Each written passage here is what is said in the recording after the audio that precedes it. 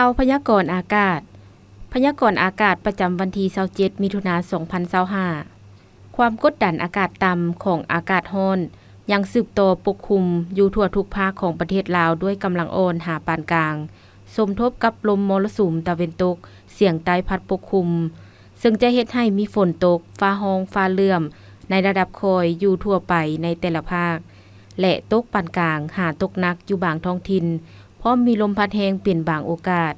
พยากรณ์อากาศแต่เวลา 7 โมงของวันที่27หาวันที่28มิถุนายน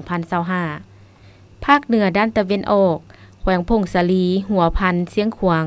จะมีฝนตกฟ้าร้องฟ้าเหลื่อมในระดับคอยอยู่ทั่วไปและตกในระดับปานกลางหาหนักอยู่บางท้องถิ่นพร้อมมีลมพัดแรงเป็นบางโอกาสหรือเนื้อที่การปกคลุมของฝนเท่ากับ50 ส่วนร้อยของภาคอุณหภูมิในระหว่าง 18-30 องศาภาคเหนือด้านตะวันตกแขวงหลวงน้ำทาบ่อแก้วอุดมไซหลวงพระบางไซยบุรีจะมีฝนตกฟ้าร้องฟ้าเหลื่อมในระดับคอยอยู่เกือบทั่วไปและตกในระดับปานกลางหาตกหนักอยู่บางท้องถิ่นพร้อมมีลมพัดแรงเป็นบางโอกาสหรือเนื้อที่การปกคลุมของฝนเท่ากับ50 ส่วนร้อยของภาคอุณหภูมิในระหว่าง20-33 องศานครหลวงเวียงจันทน์จะมีฝนตกฟ้าร้องฟ้าเหลื่อมในระดับคอยหาปานกลางและตกหนักอยู่บางบริเวณพร้อมมีลมพัดแรงเป็นบางโอกาสหรือเนื้อที่การปกคลุมของฝนเท่ากับ55 ส่วนร้อยของภาคอุณหภูมิในระหว่าง26-30 องศาภาคกลางแขวงเวียงจันทน์บริคำไซคำมวนสวรรณเขตจะมีฝนตกฟ้าร้องฟ้าเหลื่อมในระดับคอยอยู่เกือบทั่วไป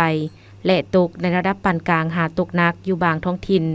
พร้อมมีลมพัดแรงเป็นบางโอกาสหรือเนื้อที่การปกคลุมของฝนเท่ากับ70 ส่วนร้อยของภาคอุณหภูมิในระหว่าง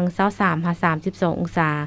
แขวงไซสมบูรณ์จะมีฝนตกฟ้าร้องฟ้าเหลื่อมในระดับคอยอยู่เกือบทั่วไปและจะตกในระดับปานกลางอยู่บางท้องถิ่นหรือเนื้อที่การปกคลุมของฝนเท่ากับ50 ส่วนร้อยของภาคอุณหภูมิในระหว่าง19-28 องศาภาคใต้แขวงสารวันจำปาสักเซกงอัตตปือจะมีฝนตกฟ้าร้องฟ้าเหลื่อมในระดับคอยอยู่เกือบทั่วไปและตกในระดับปานกลางหาตกหนักอยู่บางท้องถิ่นพร้อมมีลมพัดแรงเป็นบางโอกาสหรือเนื้อที่การปกคลุมของฝนเท่ากับ60 ส่วนร้อยของภาคอุณหภูมิในระหว่าง23-30 องศาสำหรับเขตภูเพียงบริเวณจะมีฝนตกฟ้าร้องฟ้าเหลื่อมในระดับคอยหาปานกลางพร้อมมีลมพัดแรงเป็นบางโอกาสหรือเนื้อที่การปกคลุมของฝนเท่ากับ50 ส่วนร้อยของภาคอุณหภูมิในระหว่าง15-25 องศา